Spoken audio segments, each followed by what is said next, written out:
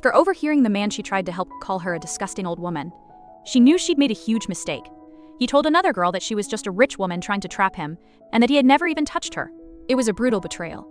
Just days before, she found him working as a tutor, and remembering his past kindness, offered him $10,000 a month just to be with her. To protect his pride when he said no, she even gave him a high-paying, easy job at our company's coffee shop.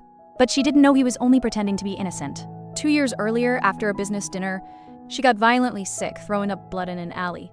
Just as she collapsed, a delivery guy found her. It was him. He rushed her to the hospital, telling the nurses to be gentle because she was scared of pain. That small act of kindness when she was completely helpless was something she never forgot. That's why she looked for him, wanting to pay him back and to see if that kindness was real. But her whole life had taught her that kindness makes you weak. She remembered her father grabbing a toy from her hands to give to her brother, yelling at her for crying and calling her a useless girl. From that day on, she promised to never cry again. It turned her into a tough CEO, a woman who believed everything could be bought, even love. So when the man who once saved her threw her help back in her face, she went back to what she knew best. She decided to find a replacement. Her assistant brought in a young man named Joe Yi. He looked just like the man she wanted, but with none of the act. He was broke, full of himself, and shamelessly flirty. She hired him right away. He immediately understood the deal, leaning in close and offering to let her check him out. At her home, he didn't wait, pulling her into his arms and kissing her with a hunger the other man never showed. The next morning, her assistant was confused, wondering why she chose this charming, bold man so different from the cold, distant type she usually liked. The CEO just smiled. She was done trying to eat fancy food that only gave her a stomachache. From now on, she'd rather have a wild pig. The moment she saw him flirting with another woman, she ordered him fired. He had been so sweet to her, making special coffees with little cat designs while other customers were yelling for their orders. The nerve of it all didn't matter, nor did the fact she only gave him the job to keep him close after he'd rejected her money. He had to go.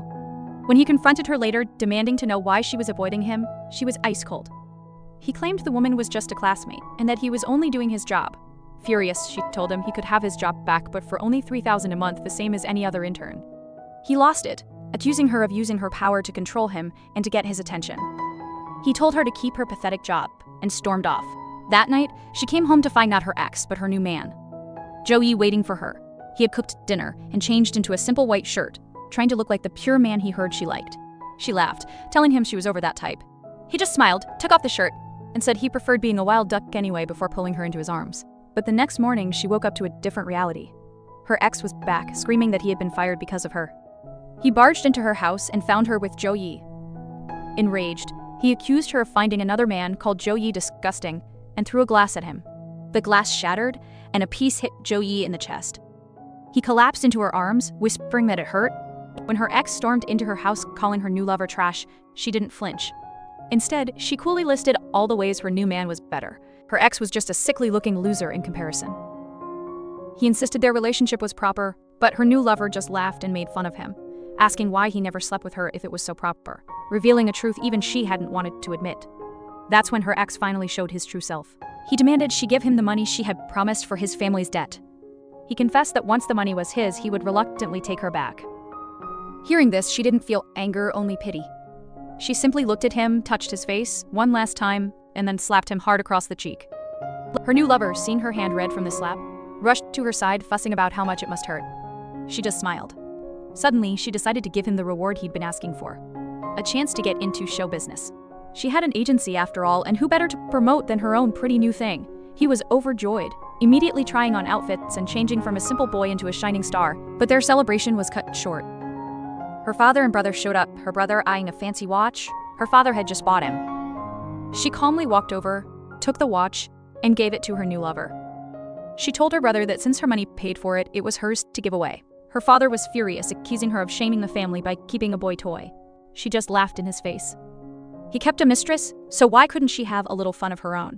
It was a declaration of war, and she was finally ready to fight. The man's father angrily said their family marriage was just a business deal. But she fired back, pointing out that they spent the money she earned with her own hard work. Her brother mocked her, but her new companion immediately grabbed him by the throat, shocking her father. The young man warned him that if he dared to touch her, he'd have to pay with his sister's money.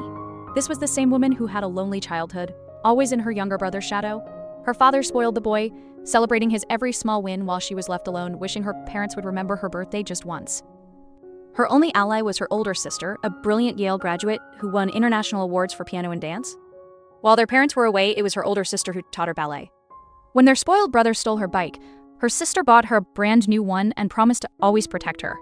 But now, that brilliant older sister was sick in a hospital bed. The woman visited her all the time, bringing flowers and her favorite lollipops, gently caring for the most important person in her life. Back at university, her ex-boyfriend, a rich student, was flooded with expensive birthday gifts. His friends made fun of her, a girl from a small village who could never afford such nice things. It turned out she had bought him a simple watch and pen, but he coldly gave them away. Later, he texted her that he had received her apology gifts and had forgiven her. But she wasn't talking to him. She was texting the young man, now defending her from her family. At her ex-boyfriend's fancy birthday dinner, his friends were amazed by a bottle of wine worth tens of thousands. The girl from the village felt out of place, wondering when she'll ever make that much. Just then, a powerful woman stormed in with her young companion. The ex-boyfriend was immediately scared, asking why she's there when they had plans for later. She slapped him across the face, mad that he had told her not to show up in front of his friends. His friends were shocked, but one sneered that she should know her place. The woman then told everyone that her ex-boyfriend's whole family lived off her money, saying she was his sponsor. The young man added that he too was supported by her, but unlike the ex, he didn't take a huge salary only to disrespect his boss. He exposed that the ex used her money to support other women, and after being dumped, he shamelessly took her gifts. The ex, furious, yelled that she was nothing but trash and tried to return her gifts. In a flashback to his village, his parents celebrated his acceptance into graduate school, bragging to the neighbors. A luxury car pulled up, and the powerful woman stepped out, introducing herself as someone from the university sent to give him a scholarship. In another flashback, the ex was seen working as a delivery driver, paying her back the 35 yuan he earned. He wrongly thought she was a hostess forced into it by tough times. Later, his boss excitedly told her she's just closed a $30 million deal. The ex, overhearing this, was shocked to realize she was a CEO. Back at the dinner, he accused her of being stuck up and making him a joke. The young man fired back, calling him insecure for blaming her for his own embarrassment. He pointed out that if the ex had simply introduced her as his girlfriend, no one would have judged. The ex screamed that if it weren't for her, he wouldn't be laughed at by his neighbors. He shouted that if she wanted to thank him, she should support him and humiliate him in front of his entire hometown. When the waitress presented a bill for 158,000, the young man dared the stuck-up ex-boyfriend to pay up since he was so noble. Scared, the ex tried to get his friends to split the bill, but they quickly left him. Desperate, he begged the village girl to help, but she coldly told him that her scholarship was only 5,000, not nearly enough. The ex lost his temper, shouting that she had always looked down on him and that he was a joke in her eyes. The young man stepped in, calling him out for his fake morality. He said that the ex was embarrassed, but blamed her for everything. The ex screamed again that if it weren't for her, he wouldn't be laughed at by his neighbors. The young man called the police, accusing the ex of trying to skip out on the bill. As the police dragged him away, the girl he left behind called out his name. He begged her not to let them take him. As the police led her ex away, the young man pulled out a chair for her to sit and watch.